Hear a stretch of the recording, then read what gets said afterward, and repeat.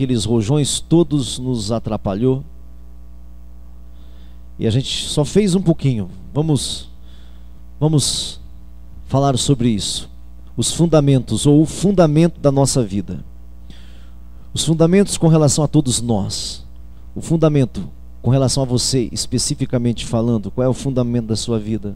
Qual é a base da sua vida? Jesus vai falar para nós alguma coisa sobre isso.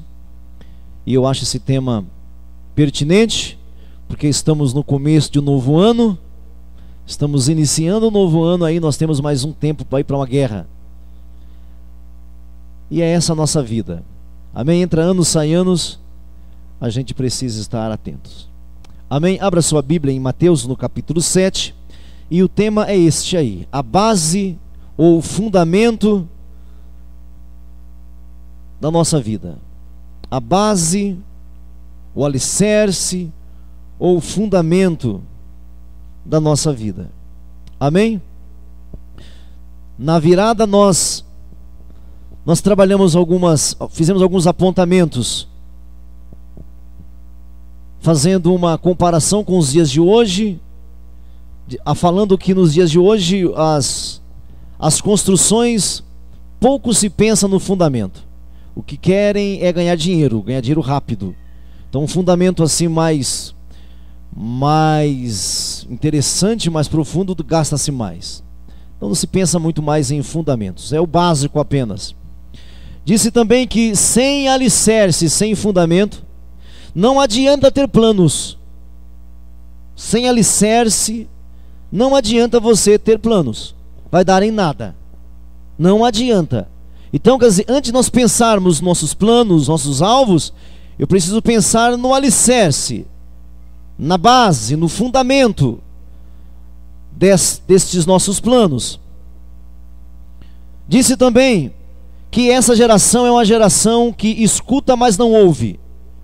E geração não é esse povo novo, adolescentes e jovens. Disse também, e sim os viventes, os que estão vivos, esses que estão caminhando aqui. Isso tudo foi falado.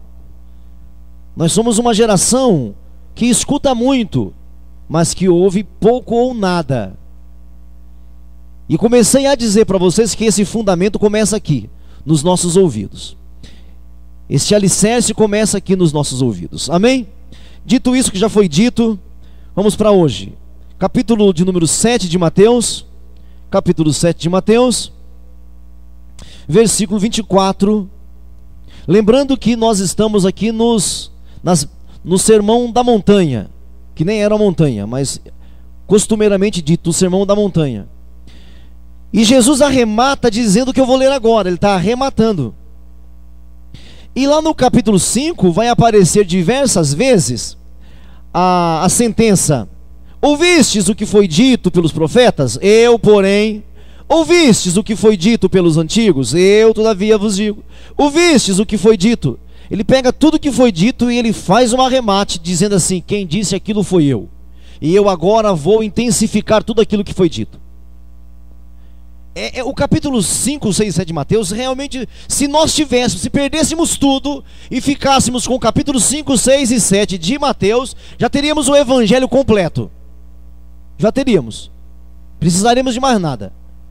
Tanto é que, se você quiser passar alguém por algum filtro, pega o Mateus 5, 6 e 7. É realmente, eu caio, você cai, a gente tropeça. Não há um que não tropece aqui. Então, se você entende que tropeça, o alvo vai falar: misericórdia, Senhor, não é isso? Opa, Senhor, misericórdia. Porque não tem quem passe por esse filtro. Ouvistes o que foi dito pelos profetas? Ouvistes o que foi dito pelos antigos? Ouvistes o que foi dito pela lei? Ouviste, eu todavia estou... Aí ele começa a falar. É um texto realmente impressionante. É um dos textos mais interpretados, mais escritos e mais estudados. Mateus 5, 6 e 7. Então aqui é a conclusão. Depois de tudo que ele disse, desde as bem-aventuranças do capítulo 5, passando pelo que ouviste o que foi dito, chegando no capítulo 6, ele começa a falar do sal, da luz, do nosso dia a dia. No capítulo 7 começa a falar dos falsos profetas, falsos mestres. Ele vai concluir aqui agora, nesse versículo de número 24. Amém? as bases, os fundamentos das nossas vidas. Podemos ler? Vamos lá então, 7:24. Todo aquele, pois, que ouve, diga ouvir. Outra vez, ouvir. Todo aquele, pois, que ouve estas minhas palavras e as pratica, será comparado a um homem prudente que edificou a sua casa sobre a rocha.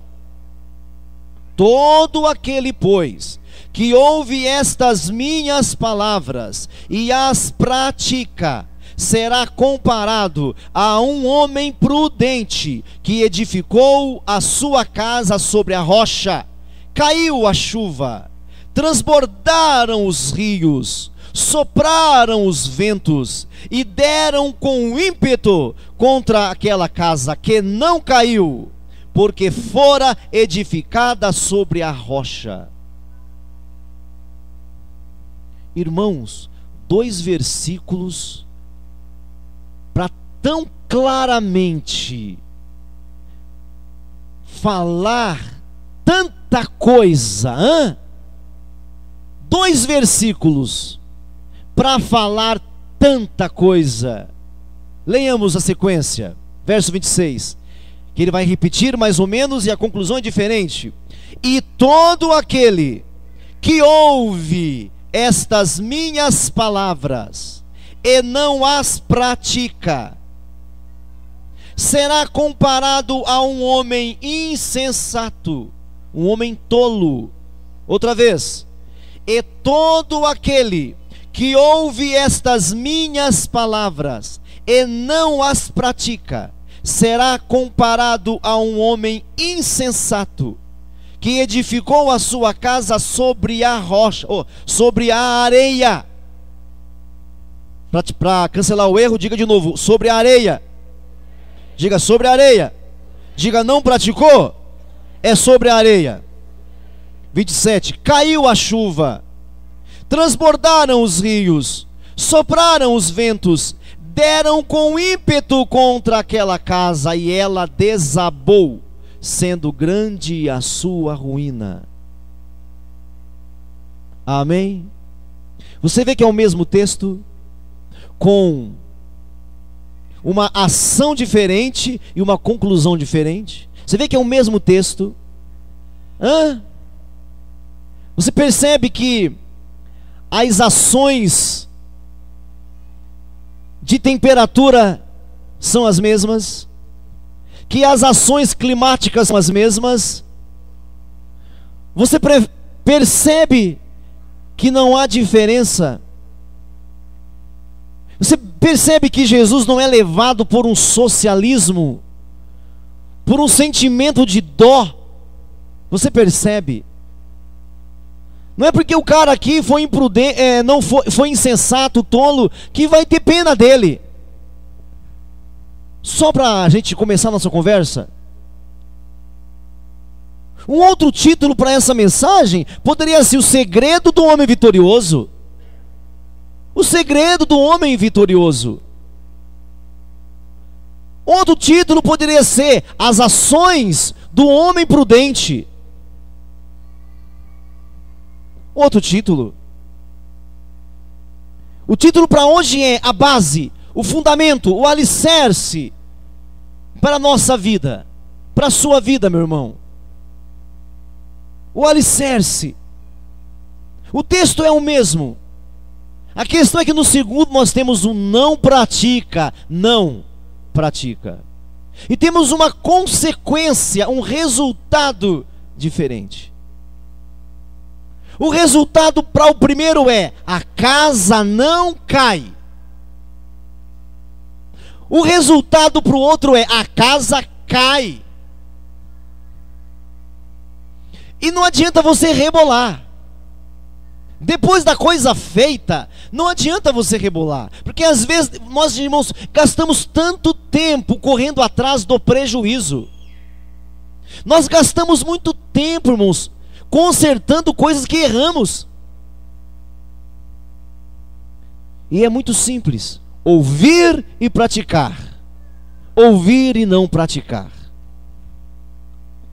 O que tem um alicerce firme é aquele que ouve e pratica. Então, primeira lição para nós aqui. Primeira lição: a base, esse fundamento é para agora, é para já.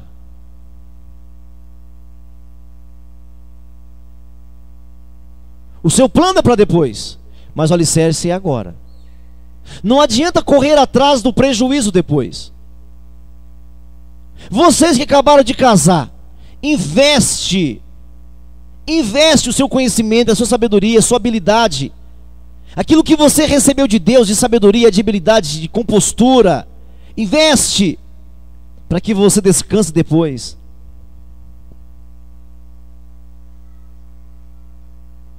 Agora dei uma pausa, mas quantos pais me procuraram para aconselhamento, para educar filhos?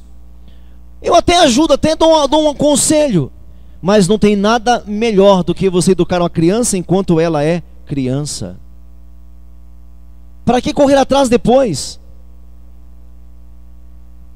Para que correr atrás depois? É para agora. Exerça a base, o fundamento, o alicerce da sua vida, que é ouvir o Senhor e praticar o que o Senhor diz. Ah, pastor, mas o que o Senhor diz, os jovens não aceitam. Eu também tenho filhos pré-jovens. Também tenho filhos pré-jovens. E tenho filho jovem. E eu não me arrependo de nada. Da firmeza, da postura, às vezes até da radicalidade. Porque eu vejo que eu formei. E formei por quê? Porque viram em mim as palavras praticadas. Não é coisa transcendental, gente. Quando eu falo assim de ouvir a palavra de Deus, não é uma coisa assim sobrenatural apenas. É lógico que ela é sobrenatural, mas não estou falando de algo transcendental, de algo futurístico. É para agora, é para já. Você não é para decorar a literatura bíblica, meu irmão. Não estou falando de decoreba bíblica. Estou falando de receber aqui e virar carne e sangue, virar ação, atitude. Não é algo para o futuro, é algo para agora, é algo para já. Não é para quando você morrer. Ah não, vou fazer direitinho para quando eu morrer. Que morrer, meu irmão? Vou fazer algo assim, para quando eu morrer. Não é para agora, é para já.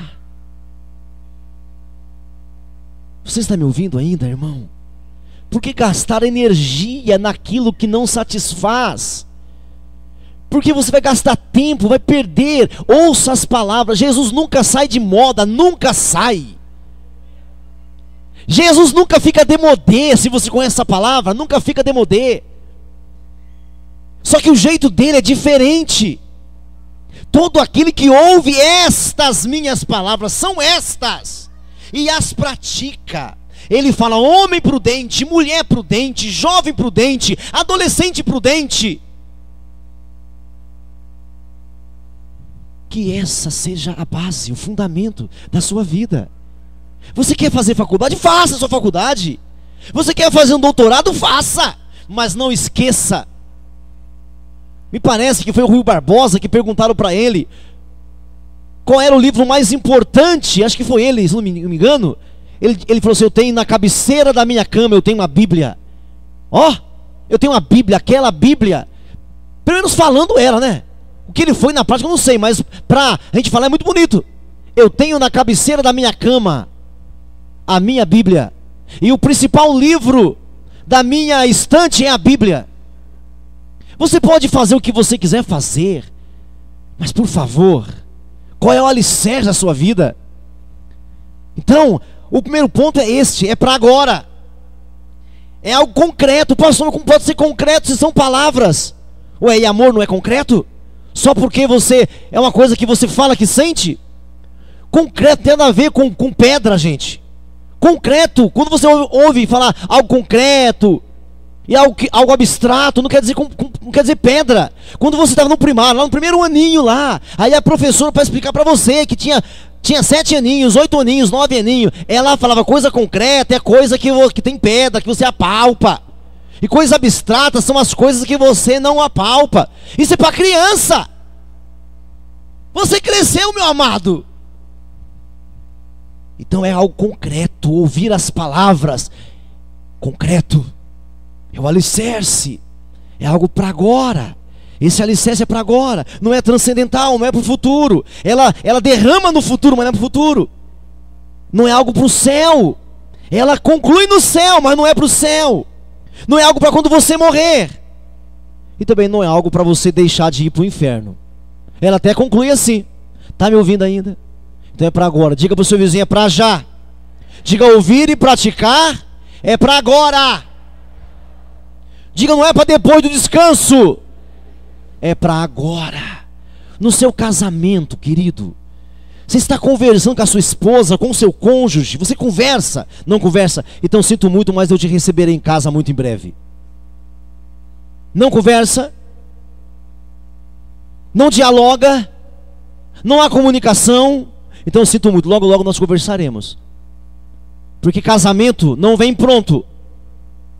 Você ouve as palavras, e então você vai encarnando as palavras para com a sua esposa, para com o seu esposo. E um casamento concreto, um casamento firme, é um casamento que a esposa diga para o esposo não, e que o esposo diga para a esposa não. Você acha que eu e a minha esposa não tem não é assim não. E ela não diz para mim não é assim não. São as vezes que nós mais aprendemos, não é assim não.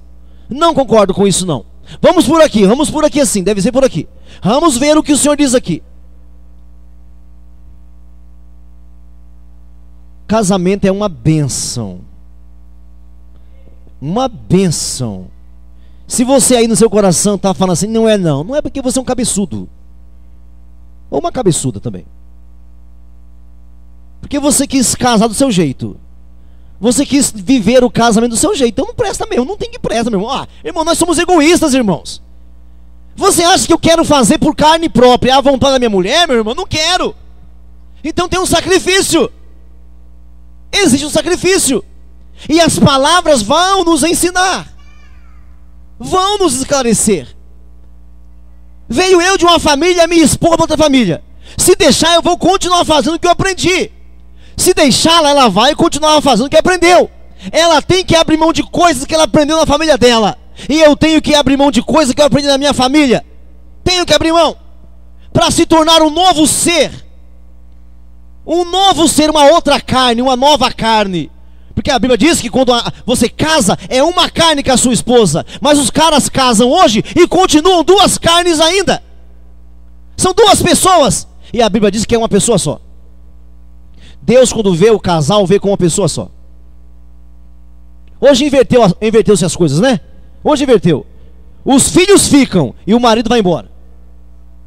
Não é isso hoje em dia?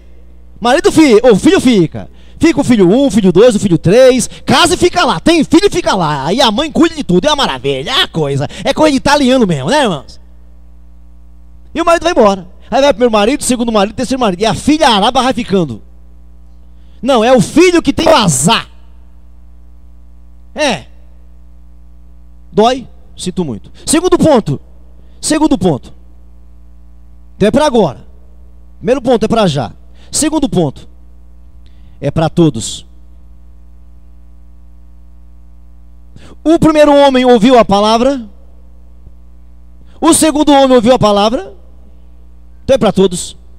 Certo? Olha o verso 24. Tendo todo aquele, pois, que ouve estas minhas palavras e as pratica. 26. Todo aquele, pois, que ouve estas minhas palavras e não as... É para todos. O segundo ponto é que é para todos. Todos têm a oportunidade. Ambos ouviram. Então é para todo mundo. O primeiro homem ouviu e o segundo homem ouviu. O primeiro homem ouviu e praticou. O segundo homem ouviu e não praticou.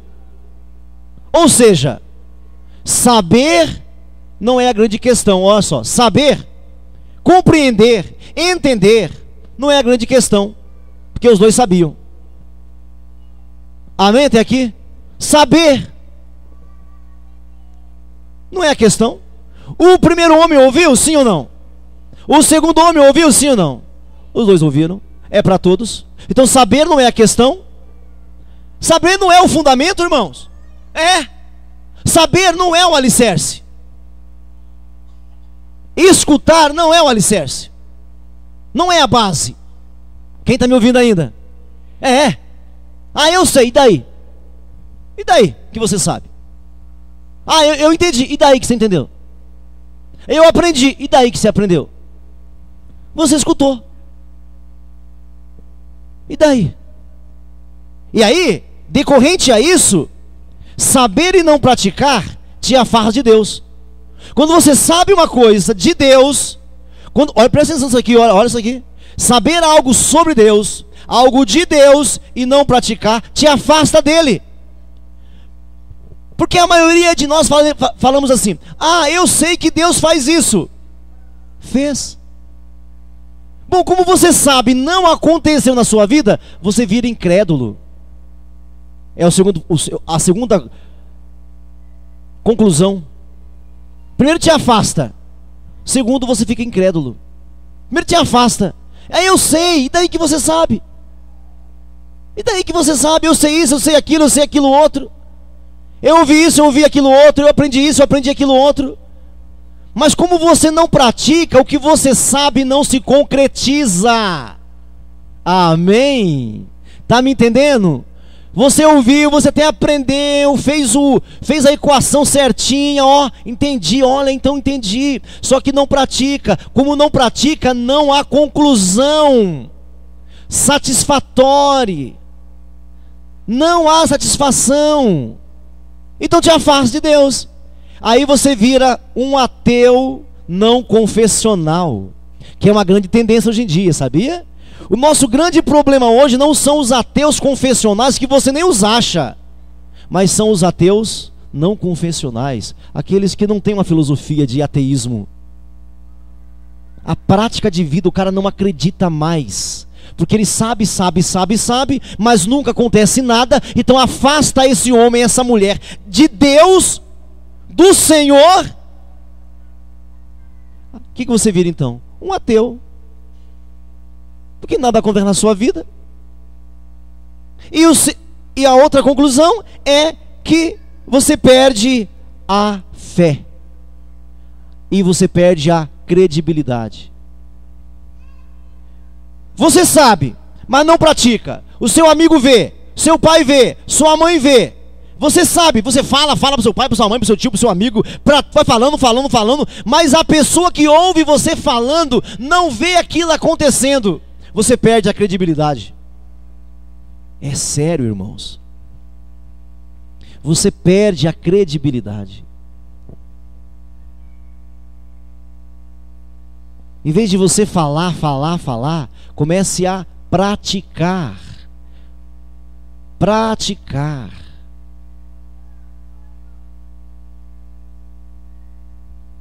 Todos têm oportunidade. Todos ouvem. Todos estão ouvindo. E o dia a dia? E o dia a dia? Então, saber não é a questão. Saber e não praticar vai te afastar da pessoa de Deus. Então com certeza você vai enfraquecer na fé. Você vai desanimar, vai embora algumas vezes e volta, vai e volta. Vai te afastar de Deus e vai tirar a sua credibilidade. Você não vai ter nem coragem de falar mais.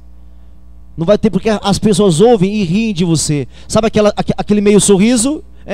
Tô entendendo. Sabe aquele meio sorriso? Você perde a coragem, perde a ousadia, porque ouviu e não praticou. Terceira.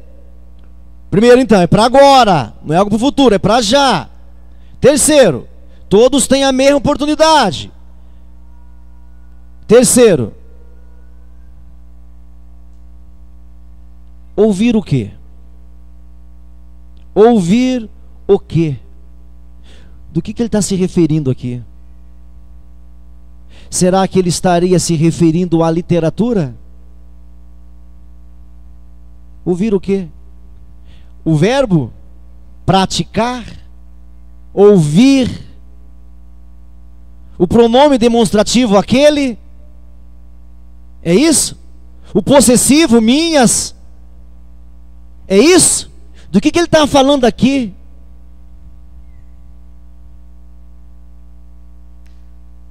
Paulo tem uma palavra nos seus escritos que ele fala sobre o espírito da lei. O espírito da lei. Quando ele está ensinando sobre o valor da lei, que muitos hoje, por não entender, não falam, ou melhor, falam asneira. Paulo fala sobre o espírito da lei. Por exemplo, na lei está escrito: a mulher nos dias da sua menstruação não poderia ir ao templo. Se você pegar a lei literária, que coisa feia é essa? Por que é isso? O que tem? Não é verdade? Mas qual é o espírito da lei? Será que o espírito é que a mulher realmente não podia ir para a igreja? Lá no Antigo Testamento?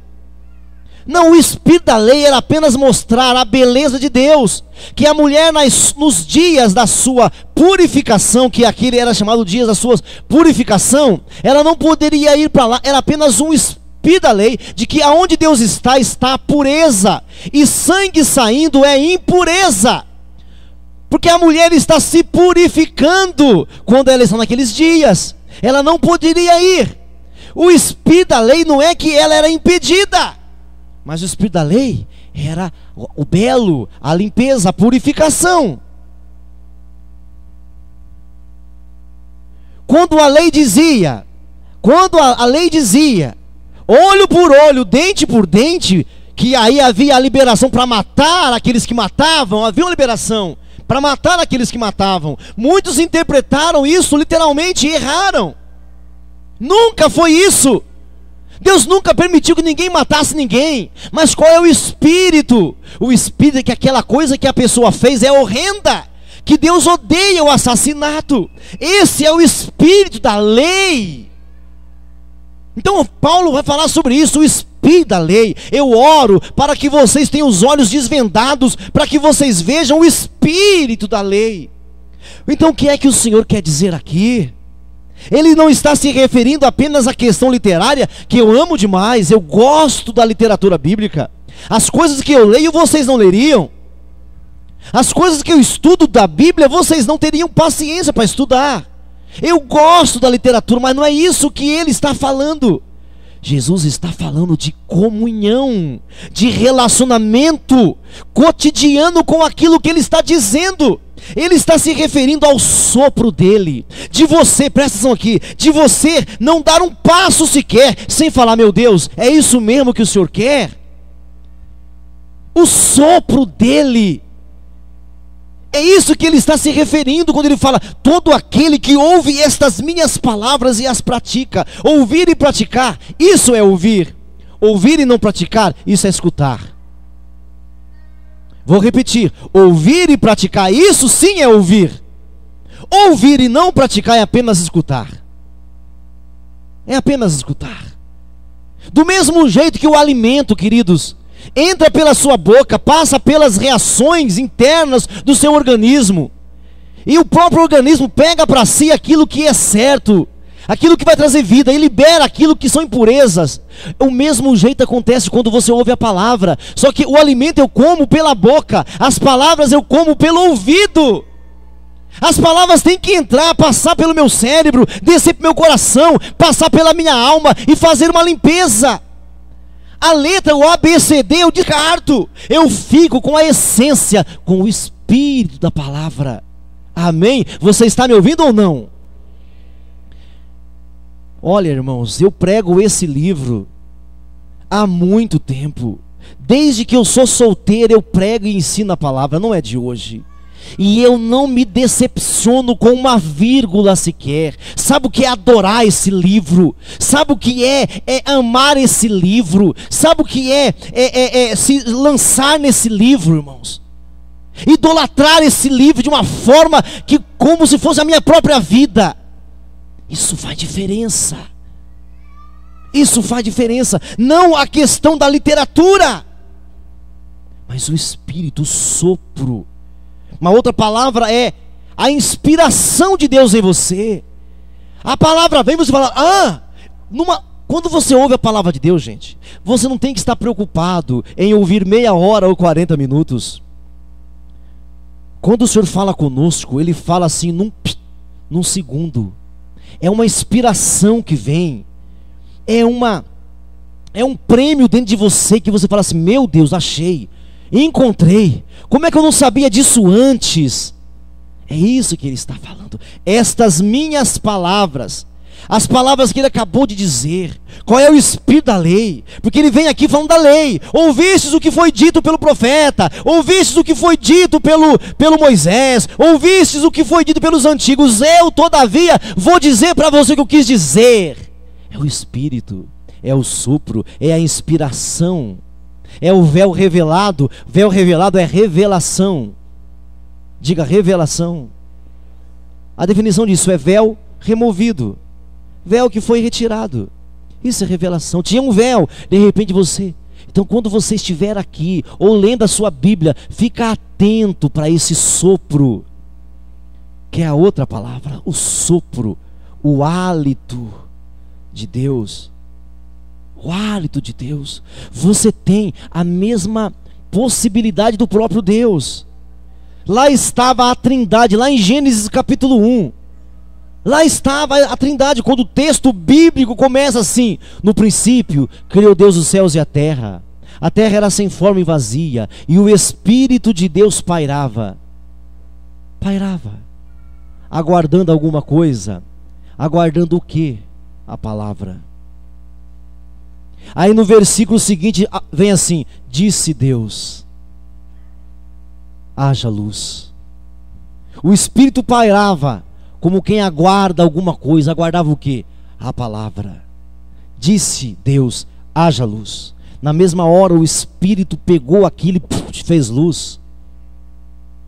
E assim segue o texto de Gênesis capítulo 1.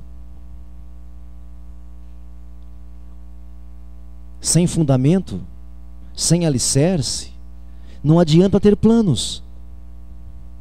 Sem alicerce, sem fundamento, não adianta ter planos. Olha o plano aqui. Olha o versículo de número 27. Caiu a chuva, transbordaram os rios, sopraram os ventos, deram com ímpeto contra aquela casa que caiu. Do que adianta ter planos? Você está vendo? Do que valeu os planos?